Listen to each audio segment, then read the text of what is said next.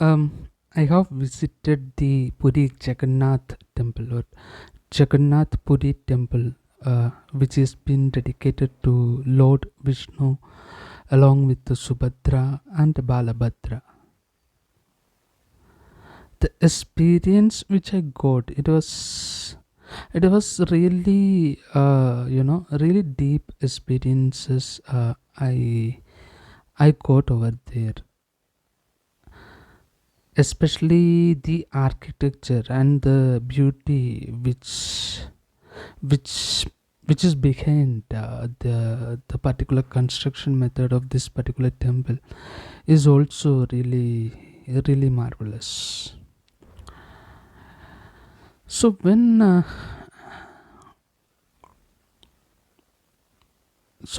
we are talking about this,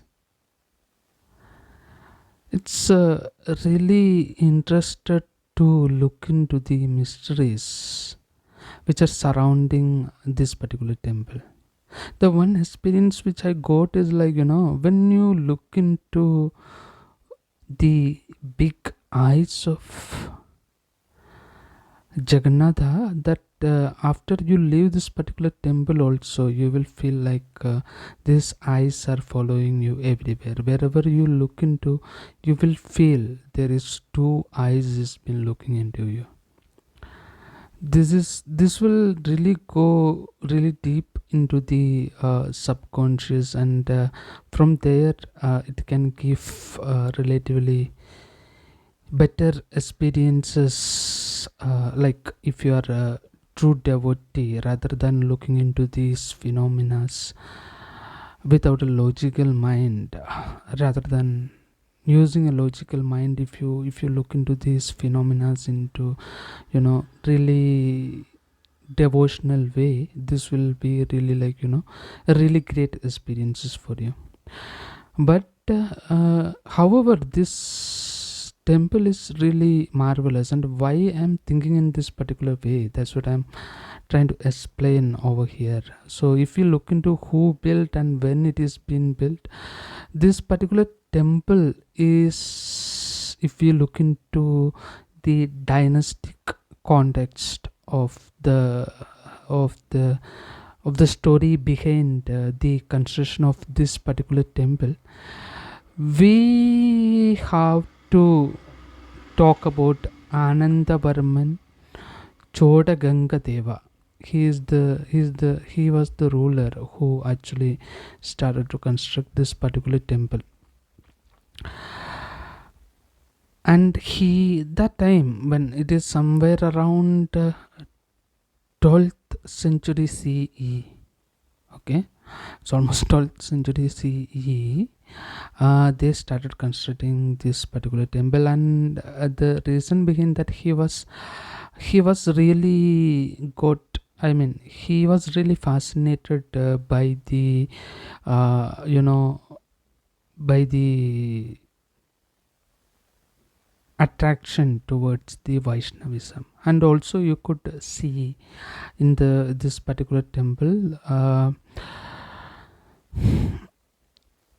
Shankara Dham, I mean, which actually says that Sri Shankaracharya was visited this particular temple during his time. So which means that even though this temple started building in 12th century CE, there are a lot of other constructions is been happened after the, I mean, we can easily say this temple has been constructed over the decades, or mostly like over the centuries, mostly like that's what we can see the Shankara Dham and things like that in this particular temple, because Shankara become an aesthetic, and he left Kerala and started traveling at the age of 32. So that happened much later than that of the 12th century C.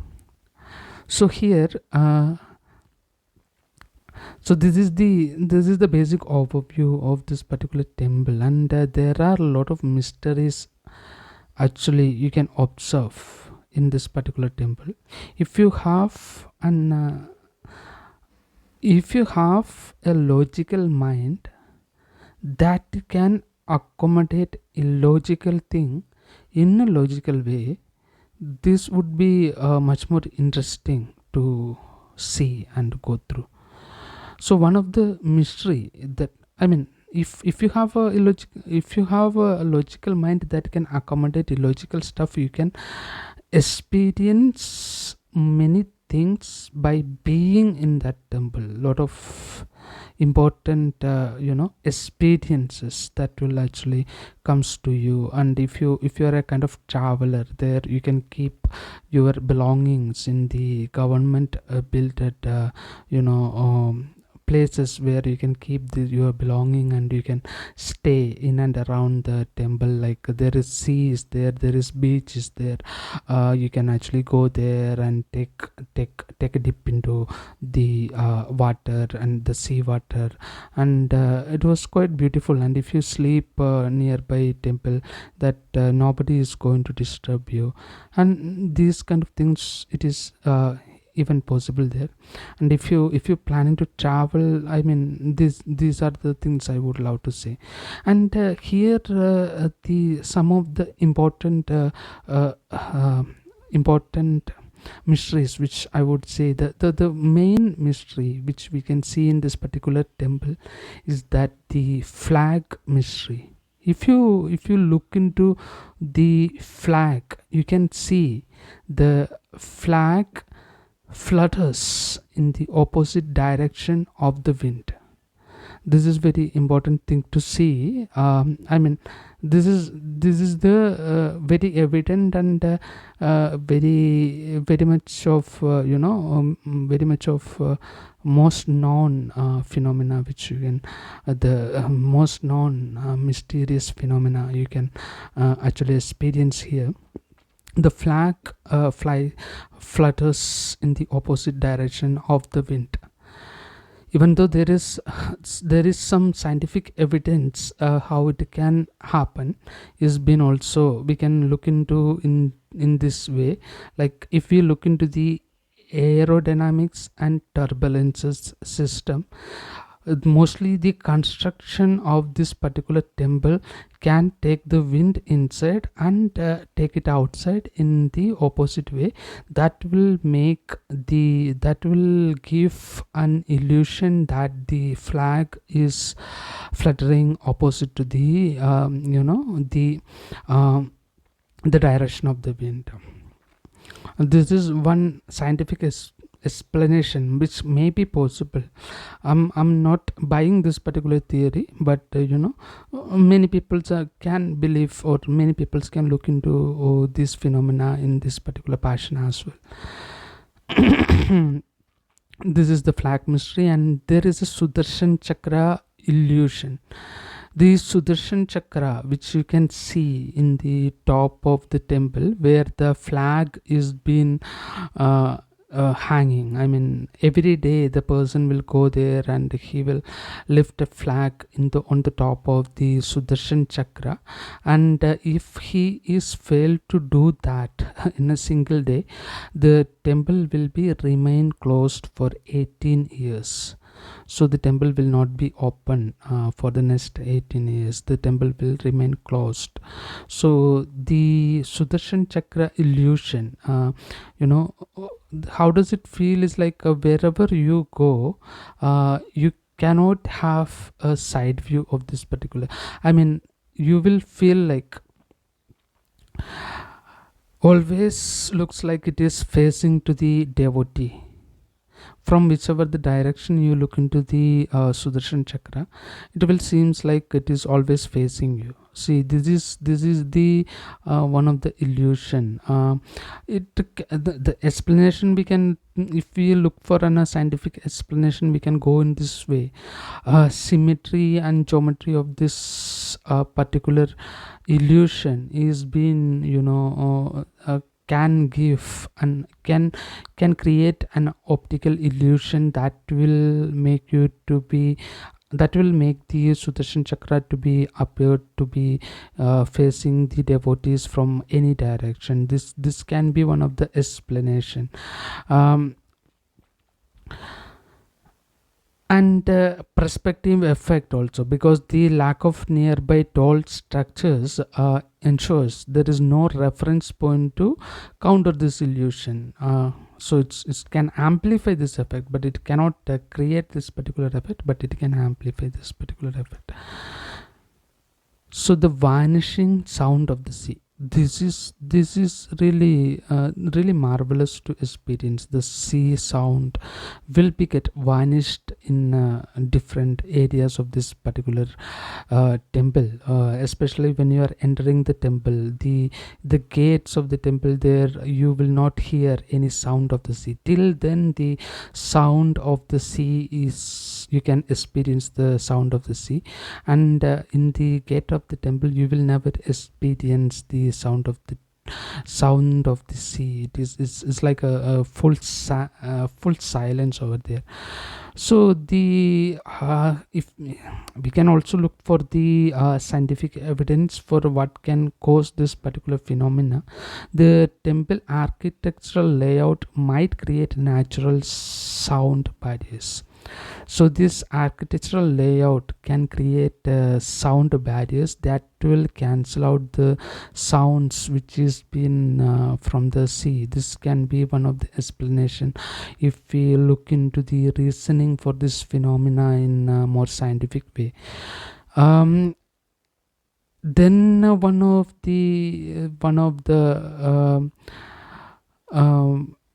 phenomena we can observe is the longevity of the temple. As we can already see, this started constructing at 12th century CE, and this has been this has been this has been standard there without any problem from for all these years. This is very important to see what the sort of the stones and sort of the steps which they have used to build this particular temple is been lasting these many years. This is one of the important stuff which we could observe from the Jagannath Puri temple.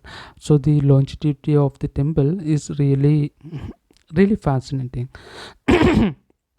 And the Ratha Yatra is one of the important thing which we can actually, this gives a very good life to this temple. That is the Rath Yatra. We can, there is a myth is actually associated with the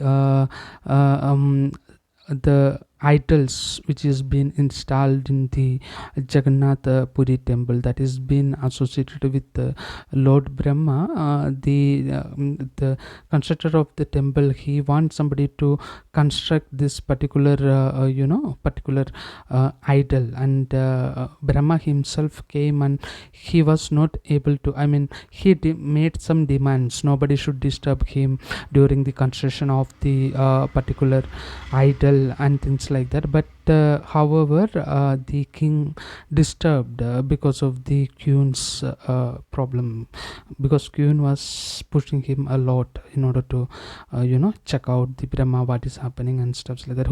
Because of this he disturbed the Brahman, and the idol is been made only halfway, it is never been completed.